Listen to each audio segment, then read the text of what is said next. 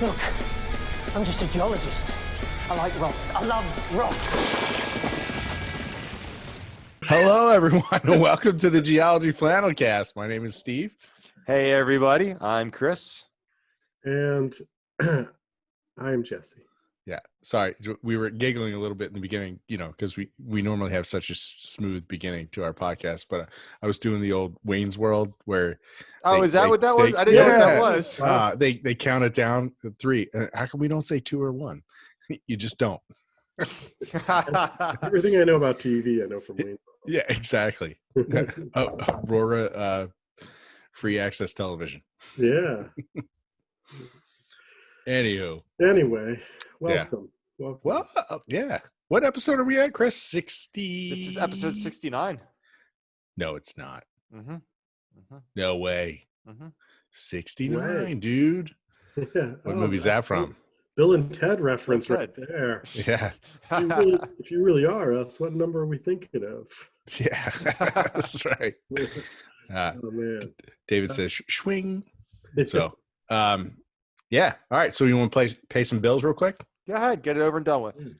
So I know for the last 3 weeks in a row, I talked about how I actually used the formatting formula. Believe it or not, this week, I did not. No, I did not use them, but I did go to their YouTube channel and checked out some of their videos. Because, I forgot, oh man, it's going to kill me now. I had something that I needed to learn how to do that was real simple and I couldn't figure it out. It was something almost as simple as search, but now I'm struggling. So I apologize for formatting formula, but I did watch their videos and it did help me out.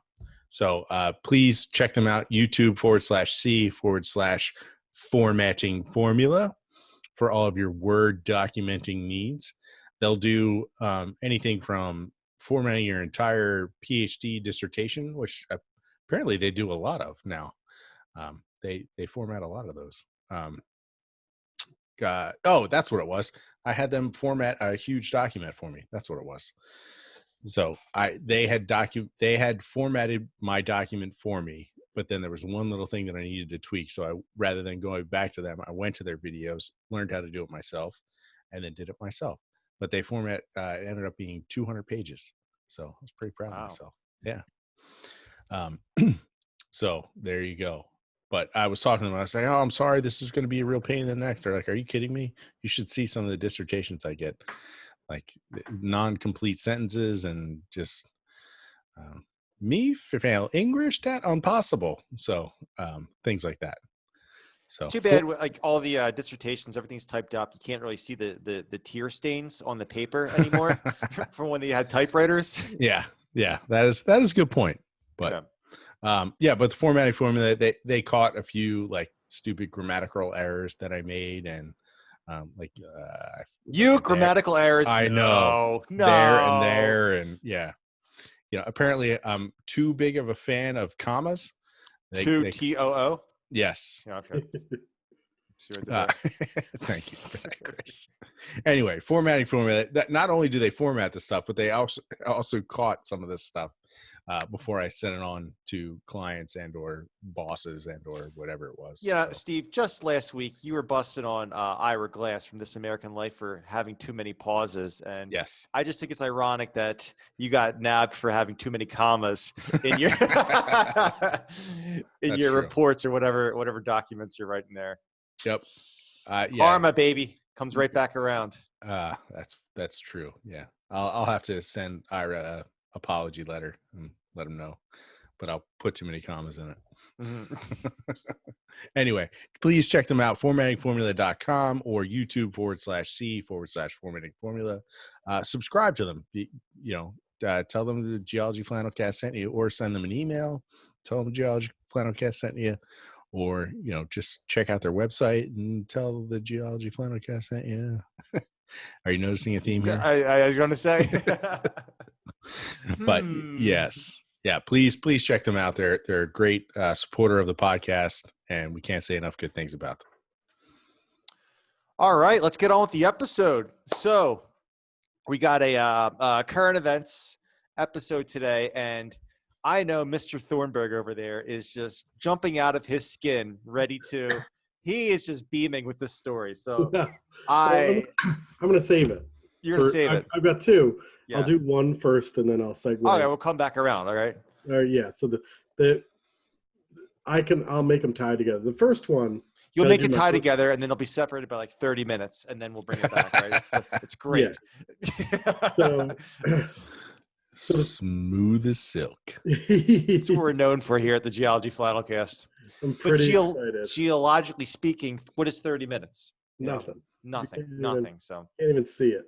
yeah, all right. So go ahead. Let's start off with your So story. the first story is it's interesting, and it deals with sort of early hominids and climate change. All right. So there's humans, we evolve, modern humans and all hominids evolve out of the East African Rift Valley, and so this is the part of Africa that is either actively or recently rifting. So there's the continent is trying to split up, and you got a divergent plate boundary there, and so there's some thought that this plays into the story in that you create these really big lakes. So in parts of like I'm trying to think of like parts of Kenya where you have Lake Turkana, you find a lot of the early hominid fossils, and you have these really deep linear lakes and Lake Tanganyika and Lake Malawi in different parts of the African continent. Mm-hmm. Lake Malawi's and Malawi, and Lake Tanganyika's in it's on the border of Tanzania and Congo and Burundi and so on and so forth. And anyway, so it's this place where you have all of this activity and you have all of this evolutionary history. Well, this new study just came out of East Africa, and it's looking at this really interesting time period about 400,000 years ago. And so what they're finding here, and so it's in Africa, is that there's this really pretty dramatic change in the climate that affected the ecology there. So you have these environmental changes, these extreme environmental changes where you're getting sort of the fresh water dries up at times, and that causes the grasslands to disappear, and that actually affects the ecology. You see in the record of bones there, like different animals, baboons shrink to about a fourth of the size they were previously, and Whoa. large grazers such as giraffes and zebras and elephants basically disappear from the record and get replaced with smaller species. So there's this huge change, and so there was sort of this unknown, because we have a record from prior to it, and the record prior to it is pretty stable, and you have these early hominids that had developed tools, and they developed these hand axes that are pretty beautiful looking, and you could tell they're hand axes, and they basically the technology they used was the same for about 500,000 years. So Whoa. about 1 million to 500,000 years ago. I'm sure a paleontologist or an archaeologist would be like, well, Only we knew an archaeologist that may or may not have been on this podcast on June 16th, 2020. I was literally was just thinking that. Our good friend of the podcast, Alex Brittingham. Yeah. Should have invited him. I know. We should, because this is sort of interesting. We also know lots of geologists who work in East Africa too. Yeah, I do as well. Really? Yeah. But I just saw this story today, so cut me some slack. All right. So You mean you've been researching this for months? Carry on. I'm sure they'll be like, well, actually, the nuance here is X, whatever. The pictures I'm looking at, they all look the same. And I'm in. I'm sold. There are these beautiful like hand axes, and so, unfortunately, in the sedimentary record, you lose about 200,000 years, half a million years ago. So the record goes from half a million years basically to 320,000 years. And so there's just this big section that's gone. And then when the section reemerges, all of the technology is different. So do you think it was it just let's see, was there nothing recorded because of an erosional event That's what or they lack of deposition? They think it got washed away. Washed away? Okay. And so when you see, 320,000 years ago, you get into, the middle Stone Age. Mm-hmm. Before that, it's the Acheulean period, or Acheulean. That's what the tool, Acheulean hand axes. And then in the middle Stone Age, you see these innovations where they go from the hand axes are just rocks that have sort of points on the end that you bash things with,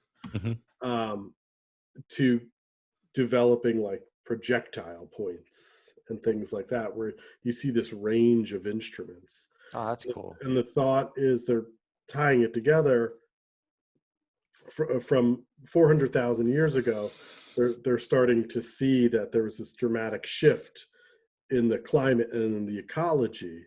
That is sort of why they think the humans have to adapt. Not the humans. This is Homo erectus. So this is early hominids have to adapt to this change. And so they're adapting to the change in, these smaller species that are probably quicker and move faster. So they're developing projectiles to very cool. Yeah, so it's really interesting. There's obviously a lot more to it that I can ask Alex about, but so Homo erectus was early. Homo erectus was, back to about 1 million. In the middle Stone Age, it was Homo heidelbergianus, Heidelberg, and genus Homo Heidelberg, which they found fossils, I want to say in the Heidelberg region of Germany, but that's not neither here nor there. Yeah, and then Homo nealdi is the other one. Anyway, if you do paleontology or you do early hominid evolution, feel free to write me at Chris at Geology Flannelcast with all of those pronunciations. Yeah. That's all awesome. Right. I see what we're doing here. All right. Yeah, you mess with the bull, you get the horns. All right. I'm just letting you know. But it's interesting because it's, it's the one thing, and I often, when I teach climate and climate change, I always try and I give a lot of doom and gloom because that's sort of what we face. But I also the outlook, the outlook. I also like to leave an upbeat note in that, hominids are resourceful, and we've adapted to glacial interglacial cycles for 2 million years. So I'd like to think we're able to adapt, but to adapt, you actually have to do something. And currently, we're not doing anything. So this is an interesting way of sort of looking at how early hominids adapted. Well, so here's the segue now. That's a really cool story, Jesse. Thanks. So here's the segue now to my story. I got 2 stories, and both relate to climate change. So right now, we are in the midst of the most active hurricane season on record. We're up to 30 named storms now, and it's just it's one for the record books in terms of for this hurricane season. So, yeah, and just real quick, even geologically. So if you think about it, if you had a very active hurricane season, and it can get recorded in the stratigraphy, but chances are that every subsequent storm is going to erase the previous storm. So you're going to be left with one storm's worth of evidence. Am I? Well, Maybe. All right. You have the potential to erase a previous storm from the same year. Yeah, okay, from the same year. Okay, I might. That's what I'm saying. But you Yes. can also get Yes, you could also- redepositions and the sediment's gotta go somewhere. You can get depositional events sometimes with depending on the conditions. yes, that's do all. you, do you know what it's called? Preserved storm deposit is called A tempestite? tempestite. Yeah. Tempestite. Come on, man. Come on, really? Yeah, no, I knew you knew that. I was asking. That was asking the general audience. The Yeah. rhetorical. So you can. Anyway, yes. Sorry. So You in do- recorded history, Yeah. whether And geologic or actual, Yeah, and a lot of times you see tempestites. You see them on shore as these big lags of sediment, but they preserve oftentimes as what are called hummocky cross stratification, Mhm. where you get these big hummocks and swales, and you have a lag. Big waves. Yeah. Anyway, that's they're real pretty in outcrop. they are. You see them out. You can see them in a lot of the sandstones in Utah. Yeah. Utah. It's almost like well, anyway, there's a lot of different ways that storms can get preserved in the rock record. But so let's go to present day. So before anything, well, the things that are actually causing the sand or the sediment to move around to make these features we were just talking about. So let's talk about the hurricane season of 2020 is like I said, it's the most active active hurricane season on record, and it's a very interesting situation going on this year. So do you guys know when they started naming storms? March? Naming. Sorry. Last March, once COVID hit, we started. I thought you meant for this bored, year. Yes, so thank No. The 50s. Yeah, they named them after saints, right? Or their saints' feast days. No, I didn't see that at all. When they used to, like, if it happened, like they used to call it like the Easter storm of '62 or it was like the Ash Wednesday storm. Yeah, Saint Francis storm of blah blah blah. I don't know. It's interesting. I don't know. What I looked up I was on the NOAA website. The United States started naming storms in 1953, but they only used female names. Nailed it. Oh yeah, they only changed it to male and female recently, like the last 10 years or something. No. 20? Well, here's Hurricane Andrew. Duh. It was in 92. No, and then no, it was. Yeah, and that was more than 20 years ago. It was. So then by 1978, both male and female storms were used. Or I'm sorry, let me say that one more time. I can't talk this evening. By 1978, both male and female names were used to identify northern Pacific storms. And it wasn't actually used in the Atlantic Ocean until 1979.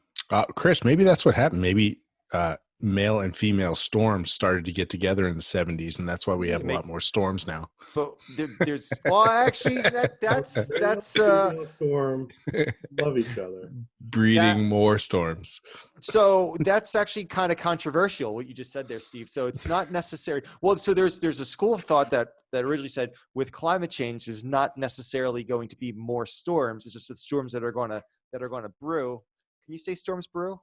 Form, I guess, would be the better word to say. Storms are brewing. Yeah, I like a brewing. Yeah, like parlance. It's not just for beer. Yeah. So like you want to be an old timer. Yeah. Porch. Well, now there's some whispers in the scientific community saying I was just reading something today that they think we might actually be getting more storms associated with climate change, but that's still like yet to be determined. The science isn't really out on that yet. But we have one data point this year. Yeah, well, I'll take it. But it's a La Nina year though, and they think that's what's attributing to the higher hurricane activity in the North Atlantic. Yeah. Huh. So, but that's a good point. Yeah, that they used to think that it was, I feel like early on they would say they were climate change, they were talking about like there's going to be more storms because there's going to be more hot water. Yeah. And then the thinking shifted like 10 or 15 years ago, and they're like, no, actually there's just going to be more intense storms. I am so happy, Jesse, that you just said this. So let's get into this first story. So this first story that and like I said, if you want to check up on these, if you want to read these articles that we're talking about, you can go to geologyflannelcast.com, and we have under the episodes, we have all these the links to all these stories we're talking about. So I went down a rabbit hole and I started reading about the hurricanes. And so the first story I want to talk about was I got this article from National Geographic, and this first storm, it's entitled, this came out last month, so it's about a month old, and it's entitled "Tropical Storms Can Sometimes Supercharge the Storms That Follow." So it's really what they're talking. It's really fascinating. So they talked about 2018. Okay, let's think back. The hurricane season 2 years ago, 2018. There was Hurricane Gordon. All right. And Hurricane Gordon is in the Gulf of Mexico, and it hits the west coast. It hits the west coast of Florida, and then hits Alabama, Mississippi, like near like the border along the coast of Alabama and Mississippi. So typically, what happens is when a hurricane rolls through, it stirs up all the water. Okay, so we know that hot water is like the fuel for hurricanes. So the hotter the water is, the higher octane fuel that you're feeding the hurricane. The way that hurricanes work is they basically take that energy. So hotter things have more energy, and it's just Mother Nature's way of redistributing the energy over Earth. So it takes the hot water, gets energy from that, and basically dumps it off further north. So anyways, so that's kind of the very, very watered down, pun intended, way explanation of how the hurricanes work. So, but that hot water is really, it's kind of like this thin layer of water on the surface, and then below that is all this cold water, right? So the hurricane's coming through, and it's churning up all this water, and the water that's left in the wake of the hurricane is cold. So cold water kills hurricanes. Said hurricanes need to have that hot water. And so typically what happens is when there's a hurricane kind of going through and then a second hurricane's following it, that cold water that's in the wake of the hurricane tends to kill it off and takes it, there's just not enough fuel for that hurricane to do its thing and get stronger and stronger. But this is where let's go back to 2018, right? Hurricane Gordon's in the Gulf of Mexico, right? It's doing its thing.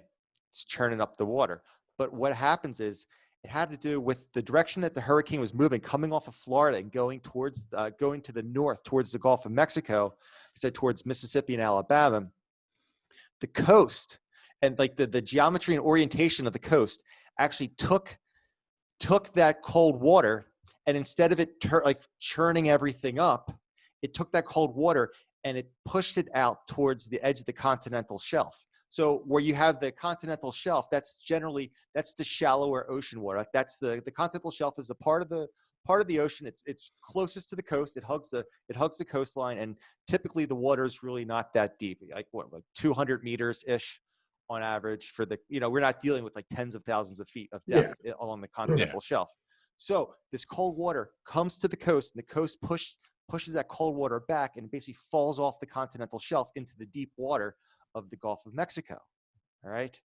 So, and like I said, it just happened to work that way with just kind of the orientation of the coast. So now there's only hot water left behind. So Hurricane Gordon does this thing, boom, rolls through. So shortly after Hurricane Gordon rolls through, a heat wave comes in. All right. And what do you guys think that heat wave is going to do to the already warm water? It's going to make it warmer, right? Yeah, right. Exactly. You have shallow hot water already. It's getting hot in here. It's just going to heat it up even more, right? So it got to the point where the ocean water was kissing 90 degrees. What? Yeah, high 89s. That's like a And to bathtub. Yes. have a hurricane. Yes. Well, first of all, that is super hot, but to have a hurricane, studies have shown that you need at least 80-degree water. Yeah, 79 degrees Fahrenheit. Yeah. Yep. Thanks for mentioning that. That's the threshold. All right. Following in the path now of Hurricane Gordon. So we have this heat wave for a little bit. And it wasn't like a crazy heat wave, just a kind of run-of-the-mill heat wave. Then following Hurricane Gordon comes Hurricane Michael. And it hits this like really hot Gulf water. And it's just like, boom, it explodes into a Category 5 hurricane. So, and then that caused a lot of damage. 16 people died and billions of dollars in damage. Okay. Well, sorry, I don't want to interrupt. No, go ahead. Well, I was going to say that's part of what we've been seeing lately is these storms that they develop and they're going from like tropical waves or depressions to Category 3, 4, and 5 in like 48 hours. Their development is just insanely rapid. So Hurricane Michael, the one that blew up into the Category 5, was the strongest storm ever to hit the Florida Panhandle. Really? Yeah. So I remember that. Yeah. So why am I talking about this? So was this just like a freak accident that happened? Well, what's happening with climate change, and as scientists are studying this and making predictions about what's happening, number one, there's a lot of variables, and there's variables that these climatologists are still kind of figuring out. We're actually going to talk, my second story, we're going to talk about another variable that some people just kind of are suggesting, and it's not only the independent these variables by themselves, it's how they interact with other variables, and it's that interaction, and it's this compound effect of everything. So what we had was, we're looking at the Earth. The temperatures on the Earth are warming up. It seems like every decade on record is like hotter than the one before. It's breaking the record as the hottest decade, on record. And so we had Hurricane Gordon come through and just kind of did a weird thing with the orientation of the coast and the cold water and all that stuff. But then this heat wave came in, right? And it was this compound effect on top of that. And then, then Hurricane Michael came in. So that's what we're looking at. And it's more or less just kind of recognizing that, the thing that we're really going to be learning about is these cumulative or these compound effects of just the different variables of climate change interacting with each other. So I guess the moral of that story is climate change is complicated. And the more we learn about it, the scarier things are kind of, it's just like, holy crap, we didn't even think of this chain of events that could happen. When I teach about it too, I always draw on like how it was taught to me, 15 years ago. So like not that long, I'd like to say to myself. But like 2005, when I learned as an undergraduate about climate change, like they talked about, okay, this is what we expect to see X, Y, and Z. And now not only do we see X, Y, and Z, but we see A, B, and C that we hadn't considered. And we're also seeing like X, Y, and Z, I was told wouldn't happen till 2100. So it's kind of crazy. No, it's funny because when I was in school, climate change was like 50% accepted, 50% not accepted. Like, but the climate change you were talking about, Steve, when you were in school, that was like the Pleistocene glacial periods, the glaciations going on there. Green isotope stage. Everything will warm up, and the Wisconsin ice age will come to an end. This glacier will be here forever. Yeah. I'm And, sorry. anywho, but have you guys seen that That's why Futurama? Steve was nodding his head so much when I was talking about the hand axes. Yeah, exactly. Yeah. I remember those. I hand remember axes. making them. Yeah. With my cousin Ugg. Sorry, I don't. I feel Have you seen that Futurama episode where they explain climate change and how they fixed it? No, what Sure. happened?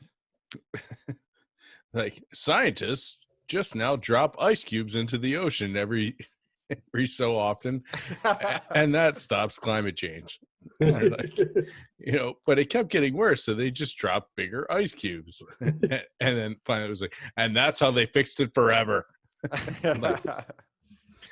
Anyway, yes, thank you very much. No, I mean, even when I got to Temple, in the mid 90s, it was not accepted that there was climate change. Well, I mean, when I first started teaching it, like as a lecturer in like 2010, I would have to be like, all right, here's what we know, and here's why we know it's for real. And now it's 2020. I'm like, yeah, I'm not gonna cover the other side of why it's real, because it is. Like, I don't have time. There's no time for me. If you don't buy it, I can't help you. But it's interesting because, that's kind of what drove me to geology. Honestly, when I was in the early 90s, when I was in grade school, learning about like deforestation and increased CO2 levels and the hole in the ozone layer and all that stuff. Like, I wanted to become an environmentalist. That's kind of what drove me to geology, because at the time, same. There wasn't much of an environmental science program anywhere, really. So you kind of went to college. Yeah, they had environmental science maybe as a major, but geology was the science part of it. Yeah. And going into it, like, I knew it in grade school, and then it's funny, you get to college where some of these professors have been there for like 30 years, and you expect them to be on the cutting edge and knowing all this stuff, and they were stuck kind of in the past, like, no, I'm not really sure I believe this, I need a little more information, kind of thing. Meanwhile, 6-7 years earlier, I had already known it as a seventh grader, yet these so-called experts weren't buying it. So it was a weird dichotomy there going into it, to say the least. Yeah. So back in the Pleistocene. Back in you and your I don't know, your pet woolly mammoth, saber-toothed tiger. I don't know. Listen, Snuffleupagus. God rest his soul. Is he not on Sesame Street anymore? No, I think No, she, first off. Snuffy was a she? Right? I don't know. I haven't watched Sesame Street. No, actually, his proper name is Mr. Snuffleupagus. So Yeah. I'm not gonna try and gender Snuffleupagus. No, that's a good point. As soon as you said she, I was like, I don't know if I ever assigned a gender to Snuffleupagus. But I thought Snuffleupagus was gone because it was imaginary. Real or no, it was imaginary. Which Big Bird only saw Snuffy when nobody else was around. No, he was real. Of course, he was real. No, I'm saying real. Anyway, sorry. Let's talk about hurricanes. Yeah, sorry. All right. So the second story is once again, this is another Nat Geo article that I was reading. I want to talk about. The title of this is "Hurricanes Are Lasting Longer, Staying Stronger Over Land." So this is. I saw this headline and I did not read this, so I'm excited to hear you talk about Well, it. here we go. You just hit the lottery, baby. Oh man, this is great. This is what I want in my life. I don't want to read anymore. I just want you to explain things to me. I guess I'm your personal geologist for the day, right? Yeah, I want. Yeah, you're like my own little personal audible here. Meanwhile, all the meteorologists listen to us like, what do you need a geologist for when you're talking about hurricanes? I guess you're right about that. Anyways, The ocean wouldn't hold water without the rock underneath. That's all I'm saying. Bam. Oh man, this is like a episode of Jesse's Corner where Stump the geologist. Carry on. yeah, Jesse's great at the what is it? How everything in life ultimately relates back to geology. Yeah. You can't- We always had just end with like, "There's an Earth." Game over. Yeah. What planet are you on right now? we did have one Patreon like extra episode where it came close to stumping him. Yeah. But we didn't. Once in a I'm while. not even gonna mention it because Please don't. It would haunt me. We finally just got the night terrors to end with Jesse. The bedwetting too, right? Therapy's finally working. Yeah. Yeah. Don't have me relapse here. On air. Start crying. So back to hurricanes. All right. All right. So there's a new study that was just published in Nature where they analyzed the hurricanes that struck North America from 1967 to 2018. Okay. So they found that the hurricanes that made landfall in the 1960s lost 75% of their power in the first day after coming ashore. And today, hurricanes that strike land typically lose their power. I'm sorry, let me say that again. The hurricanes that strike land today typically decay about 50% in the first day. Wow. Right, so we go from 75% in the first day in the 1960s to 50%. They lose 50% of their strength in the first day. That's crazy. What are they attributing that to? Well, since you asked, let's. I didn't. I throw them up, you just knock them out of the park, Chris. All right. So in the previous story, we talked about that, once again, warm water is the fuel for these hurricanes. And now you have a hurricane, it comes on land. It doesn't just keep on barreling over, forever and going on to land. No, hurricanes need this warm water. Okay.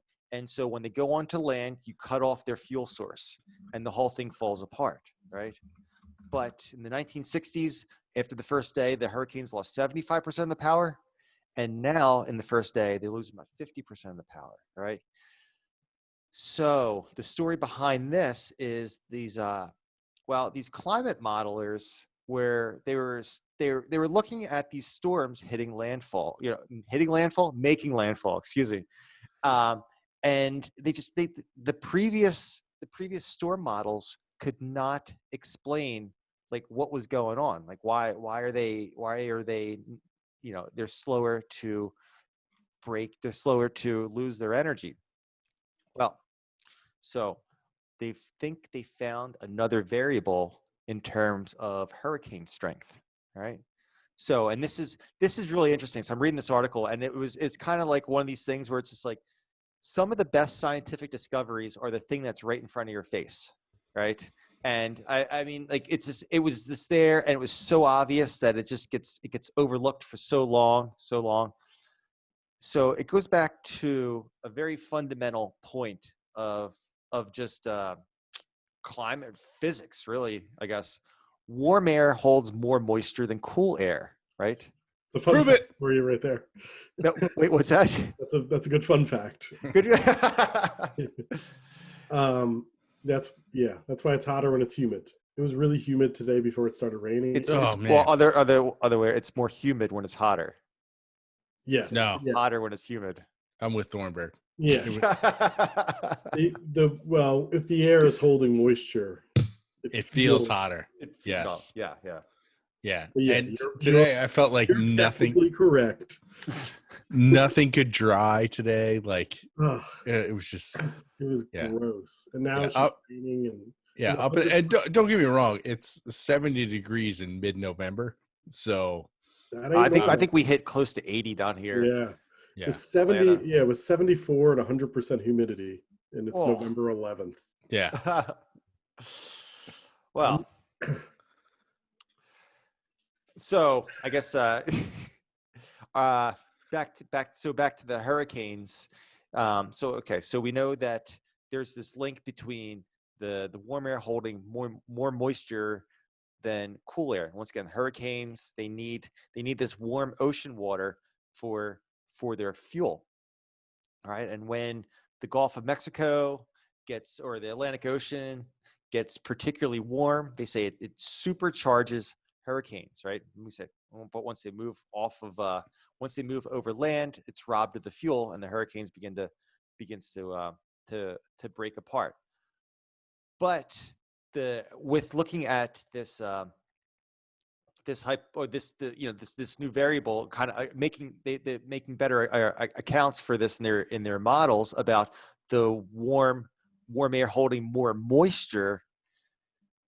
So these storms are holding more moisture, and it's kind of like an extra battery pack as it goes over land. And they think that's what's giving it this extra oomph, like a little bit of more momentum, I guess you could say. That makes sense. Yeah. So when storms, so the eye of the hurricane, so they're rotating, counterclockwise around the eye. At the eye wall, you have that warm air rises off the surface too. And as it rises off the surface, the further away from the surface it gets, especially if it's over the ocean, that's where it's getting its heat from.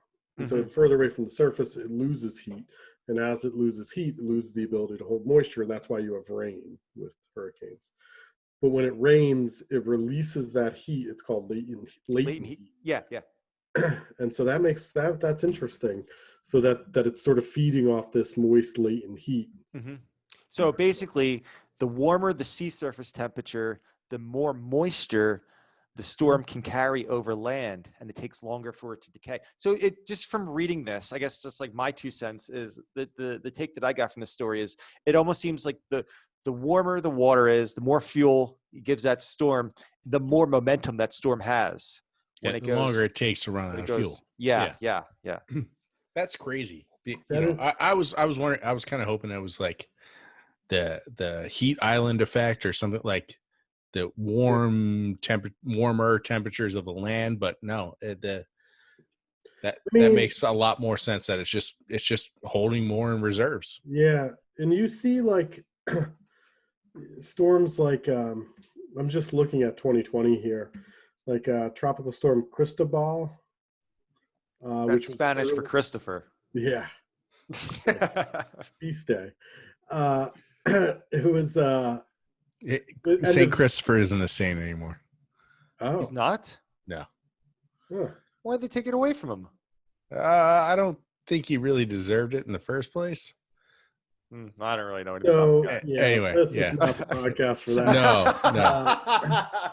But it's funny because my brother's name is Chris, and it bothers the heck out of him because like St. Christopher is like the patron saint of highways, the patron saint of this and that. What and isn't St. Christopher like if you lose something you pray to St. Christopher? St. Anthony. That's St. Anthony. St. Anthony. Way off.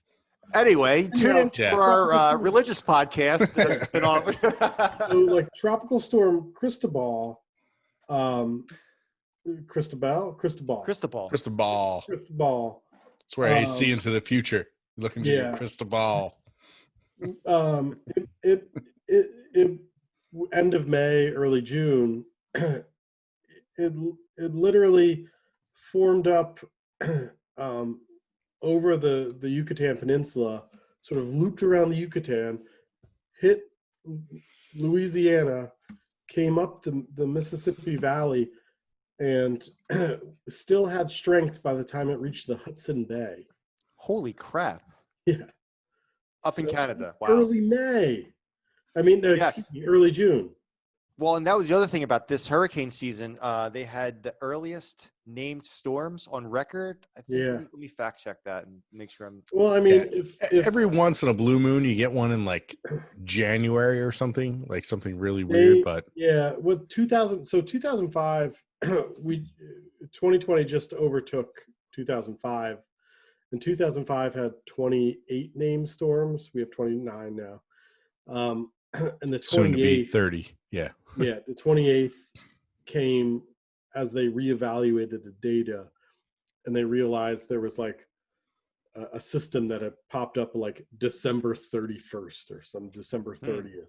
Wow. So it's, I'm trying to find, there was a storm this year. that, oh yeah, oh, Paulette was, I feel like there was a storm, man, Hurricane Teddy started as a wave off of the western coast of Africa and went up, it hit Nova Scotia and still had strength as a tropical storm. No, it was a depression. It still had strength as a depression off the southern coast of Greenland. Woo! That's these storms. They need to So, yeah, rename him Theodore. In this day and age, when I don't know when you're listening to this, I assume in generations hence, it's the year 3030. In the year 2020. Oh, I'm sure this is part of somebody's history class in the future. Yeah. Oh, yeah. Yeah, we're about to. There's a storm. There's 2 storms right now in the Atlantic Basin, which it's the latest. There's been 2 at the same time, and there's a third that's about to blow up in the Southern Caribbean. So as of recording of this, they're up to Tropical Storm Theta. Theta's out there. Yeah, and then you're saying there's 2 other ones. So there's Eta and Theta. And there's one that's it's forming now, and by the time this posts, it'll probably have formed. Wow. It'll be Iota. So we've run out of names. We're in the Greek alphabet.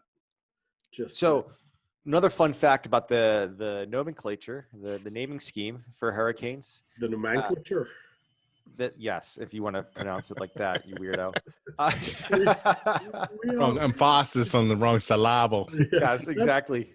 That's how G pronounces it. We all had our geochemistry professor from grad school. What did he say? Nomenclature. Mm-hmm. Shut up. Really? Yeah. I know he said the Himalayas instead of the Himalayas. Yeah, he's one of those. Then labradorite instead of labradorite. He was always big on, well, I mean, it's the proper way, but Nevada.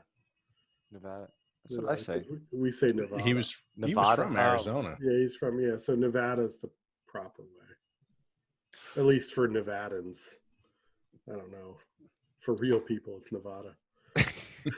So before Jesse alienates the whole Nevada audience, think about it. I enjoy Nevada. It's beautiful. So the names for the hurricanes come from the World Meteorological Organization. And for Atlantic hurricanes, there's a list of male and female names, which are used on a 6-year rotation. And the only time they change the name of a storm, if it's so deadly or costly that the future use of its name would be inappropriate. Yeah, so they retire them. There'll never be a Hurricane Maria again, or Andrew, Hurricane Katrina, yeah. Sandy. Hurricane Gloria, Sandy. Hurricane Agnes. I appreciate the light touch the WMO takes. So I have this fun fact that I've been sitting on. Do it! Because I literally just gave a lecture on hurricanes on Monday. So since name storms, so 1950, whatever. 3. Well, for the Atlantic, though, it was 79. Oh, sorry. The number, so from 1950 until 1999, so essentially 50 years. Okay. There's been 54 Category 4 and 5 hurricanes. Okay. So a little more than roughly 1 a year. Yeah. Since 2000, including this year, there's been 60. So in 50 years, there was 1 a year. In the last 20 years, there's been 3 a year. That's crazy. Yeah. So, and one of the things for intensification of these storms is the warm water. So I feel like one of the things that bogs down how we talk about climate change is our, as scientists, as good scientists, our hesitation to be like, this is why it's happening. Because I was literally about to say, like, this is probably why it's happening. Yeah. The oceans are warmer. And like, we can measure the temperature increase. Like, sea levels are going up. We can measure that. 1/3 of that increase in sea level is because they're getting warmer. Yes, Mhm. because the thermal expansion, warmer water is bigger. And so, And, like, you warm a gallon of water, it's almost immeasurable. You warm, 10 trillion gallons of water, it's a significant amount. yeah, so it's, and I think that it fuzzies up the way we talk, the way we, try and explain these things. As you can hear from my explanation, It is a little fuzzy, but it- I understand what you're saying. It Yeah. is. people want black and white, Well- and we can't say black and white. So I got well, first I got a fun fact about the Atlantic Ocean. Since we're Okay, talking if about you're going to disagree with me, I'll mute you. No, I'm not going to. You're going to love this. I'm Jesse, excited. This is going to Yeah. make your day. I'm going to turn up my volume so I can hear it better. Here you go. Turn it up. You're like one of those rappers in the studio. Turn the bass up on this one. All right. Do you guys know where the Atlantic Ocean, where the name comes from? The origin of Atlantic Ocean? Atlantis? Nope. No, I used to. I know where Pacific comes from. Yeah, that was going to be my next thing. So what's Pacific? Pacific is peace. So it's like, Yes. yeah. You know who named it? No, tell me. Magellan. Oh, that's Magellan so sailed around. I just read this week. Magellan sailed around into Yeah. the Pacific Ocean, and it was very peaceful. He couldn't believe how peaceful it was, and so that's why he named Yeah. it Pacific. Yeah, because you come when you're, especially those early, the age of exploration. They come around. What is it, the Cape of Good Hope? Cape of Good Hope. Yeah. And they hit the circumpolar current, and the roaring 40s or the fighting 50s or the sucky 60s. They hit the latitudes where like the circumpolar current and the weather is awful, and they come up into the Pacific, and it's just like glassy blue, perfect. So that's where Pacific comes from. Magellan Ah. named it that, and Pacific. So yeah, Pacific means peaceful, or that's where like Sailors pacify of comes the from. Pacific. Ah, okay. What I call Yeah. it. Okay, but the Atlantic Ocean was named after Atlas from Greek mythology. Whoa. Atlas was a titan condemned to hold up the celestial heavens for eternity. Whoa. Yeah, and here's, you ready? So here's the other kicker: the Iapetus Ocean, the quote Proto-Atlantic Ocean. Yeah. Do you know where that name came from? No, but I'm excited because Was that Atlas's mom? Atlas's dad. Ah! Iapetus was Atlas's father. those early. There you had it. You heard it first from a guy that read this in the book last week. Or here on the Geology Flannelcast. That's incredible. Yeah, seriously. Jesse was so excited he had to go run a lap real fast. Hey, I was just looking on my bookcase because I read a book a few years ago and I actually want to reread it because it's so good. It's called Atlantic by Simon Winchester. Mm-hmm. That's my shout out. Simon Winchester also wrote a book called The Map That Changed Map that changed the world. You talked about this Yeah. book on the podcast. Yeah. So, but it's, I remember it talking, that's why I said like, oh, that I used to know where the name came from. Mhm. So good. Atlas, Okay. Iapetus, those early scientists, those sons of guns. All right. And so one other thing I want to get, and this is, okay, I just want to say, so when we've been talking about climate change this whole episode, right? The one thing I just want to say is by definition, you can't look at a single storm and talk about climate. Yep. You cannot look at one season of storms and talk about climate. No, So- climate is decades. Yes, decades. I believe, is it 40 years? 30. 30 at the minimum? But So- there's no like set yeah, it's like it's in general what we yeah, use. in general, it's several decades, right? No, the way No, I teach but- it is weather is like packing for a vacation. Climate is packing for your new job. Oh, I use the closet, like the closet, like during the season, like it's winter time, you have winter clothes in your closet. That's climate. But weather is like, oh, today it's nice out. I'll wear a long sleeve t-shirt. Or it's super cold. I'll pull out a sweater. Like weather is what you pull out in any given day. Oh, okay. Climate Mine is was like, oh, I'm going to, Jamaica. I'm going to pack shorts and a t-shirt because that's what the climate is in Jamaica. I'm going to Alaska for my job. I'm going to pack clothes for that climate. You're making me crazy. You know, basically long-term versus short-term. Vacation is short-term. Like even if you go to, say, northern New York, but it's in August, you're still going to pack shorts and a t-shirt. Yeah. But if you're going to pack for the climate of northern New York, you're going to pack for, just, not one to live in New York. I don't know. David, one of our Patreons, has the analogy: weather is like you're walking your dog on a leash and it runs back and forth, and climate is the walk. So It's a good one. Yeah, it is a good one. That's like deep. That is deep. So, but the thing, I mean, I'm just being a little nitpicky here, but just technically, so when you do start talking about changing climate, you're supposed to be talking about, decades. Yes. What's the change? What's the decadal change, or several decades of change? What's going on over the long term? So, And my I'm just being nitpicky there. my PhD advisor used the analogy of when he, especially talking about hurricanes, he would say it's like Barry Bonds. Like Barry Bonds Does steroids was and doing hits a lot of steroids, home runs. and you could not attribute any single home run to the steroids. But collectively, he's hitting more home runs because he's using steroids. Oh, that Ken.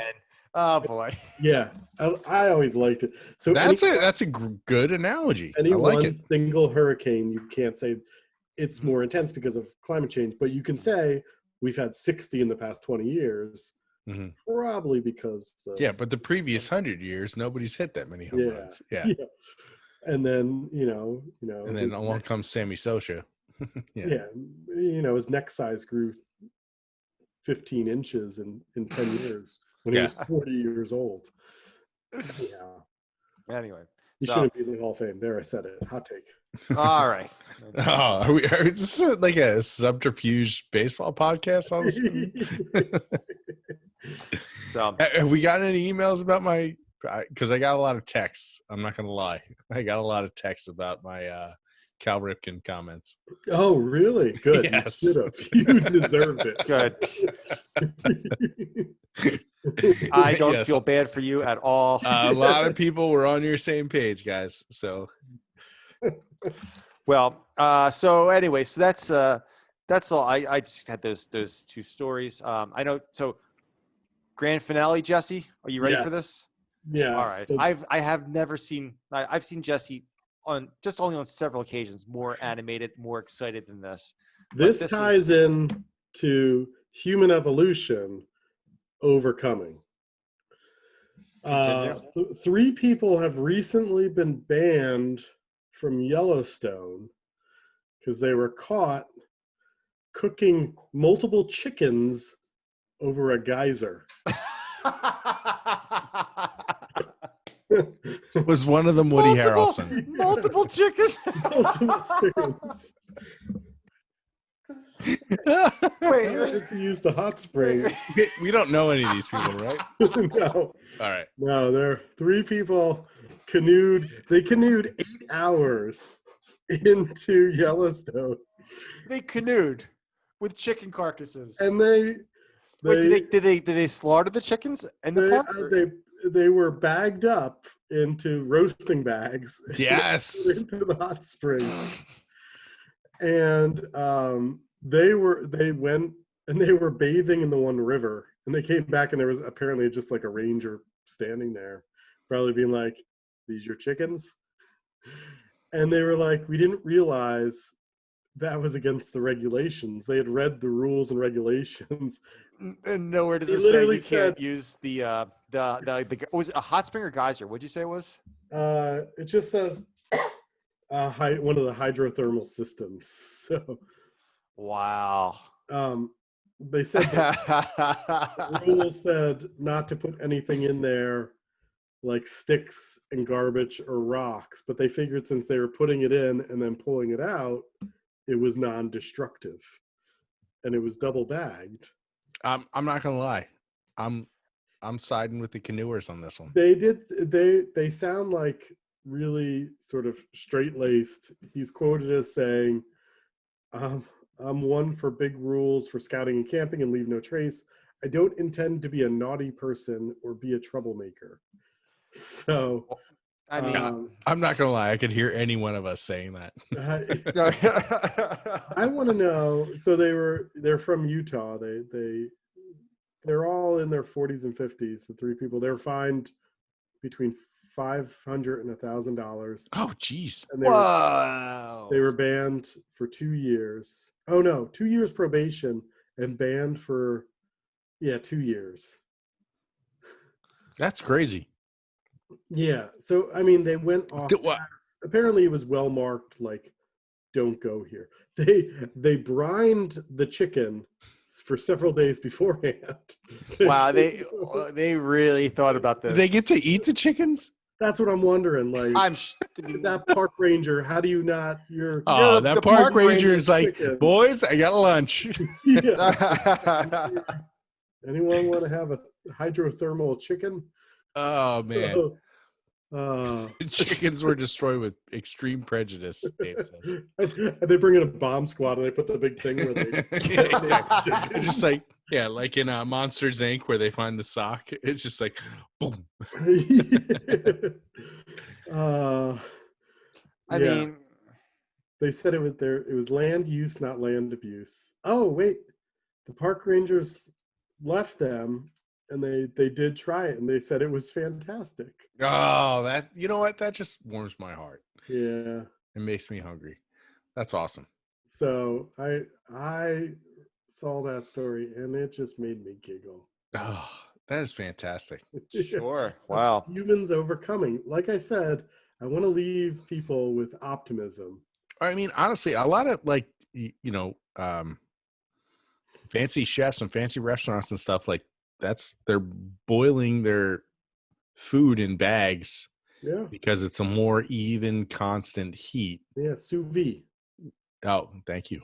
See, here's our resident chef. So why not do it with Mother Nature? I mean, the only way you could top that, I don't want to give people ideas, but cooking your chicken above a volcano, lava flow. Yeah. Are you kidding me?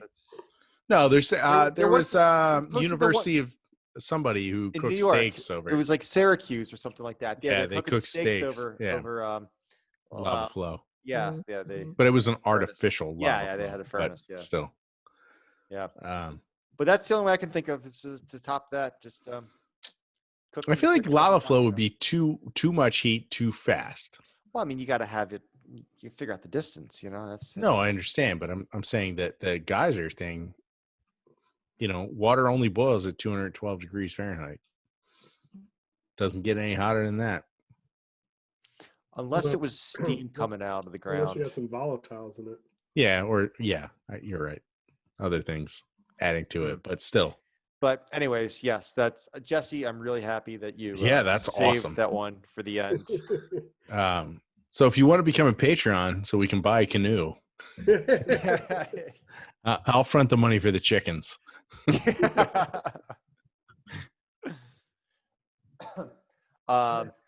Well, I think that just about wraps it up for the day. I think so too. Another successful Flannelcast in the record books. Man, episode 69. Yeah, I'd like to thank once again, as always, the Formatting Formula, formattingformula.com, YouTube/C/Formatting Formula. Also like to thank all of our we have a ton of Patreons listening to us currently, which is fantastic. I love it. So thank you, everybody. One of our Patreon friends, Maddie, just sent over a whole website about 4 times people cooked food with volcanoes. Look at that. Maybe we'll share that on the Patreon. Yes, that's awesome. Thank you, Maddie. Wait, were you one of the 4 times, Maddie? I mean, that should go up on Twitter right there. This website. That last one is the best. No comment. Oh, Jesus. Anyways, so thanks everyone for for listening to the end. Thank you for listening. Check us out on all of our social media. I don't know, outlets. Facebook, or on Twitter. Twitter's we're at Geo Flannelcast. It's the only one that we're not Geology Flannelcast. Twitter's Geo Flannelcast. Yeah, we have a Patreon page if you're interested in helping out the podcast and you have a couple dollars to spare. We have different tiers of memberships for the Geology Flannelcast. The lowest starting at just $2 a month. And A cup of coffee. Less than a cup of coffee a month. I just got a cup of coffee this morning from my local coffee shop. It was like $3.50 or something like that. Gracious. You did move into an uppity neighborhood, didn't you? It's a little indie coffee shop, you know. Just saying, up here, Wawa Coffee free on Tuesdays. What? Really? Wait, what? What? Yep. Why? It's not free if you just walk out the store without paying for it. All right. Oh wait, never mind. All right. No, I just saw a billboard the other day. Free coffee on Tuesdays because it's not Monday. Wow. Well, there you have it. Anyway. But anyway, so we got different tiers starting at $2. And you can come if you're a Patreon member for. If you become the Quartz tier Patreon member, you can come hang out with us and all the other Patreon friends on the.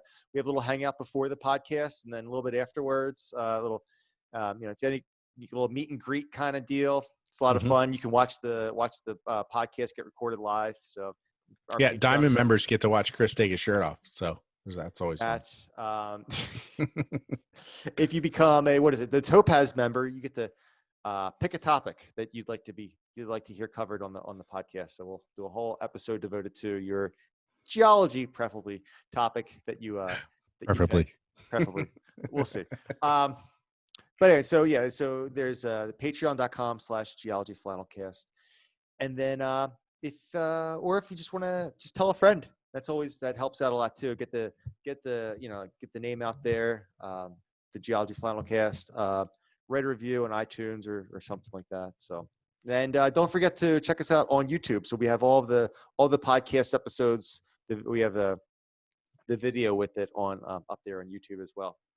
Yeah, man, you get to see Chris with his shirt off. So, probably not, but anywho, we put a live feed on him just moving into his new apartment, just carrying. We did. It's pretty amazing. The moment he breaks his new dishwasher. Oh, you don't need to put that on the internet. Okay. So everyone, thanks for hanging out with us. Hope you enjoyed the podcast, and tune in next week. We'll have another action-packed episode. Oh, listener questions. Almost forgot it. Maybe next week we'll do the listener questions episode. So episode 70. Episode 7. That'd be a perfect time to do a listener question episode. Yeah. So we got a bunch ready. We got enough questions to go for a whole episode. So last chance. Yeah, and if you're still listening, we have a little teaser. We might actually have some products available. Other than stickers, maybe, possibly on the horizon somewhere.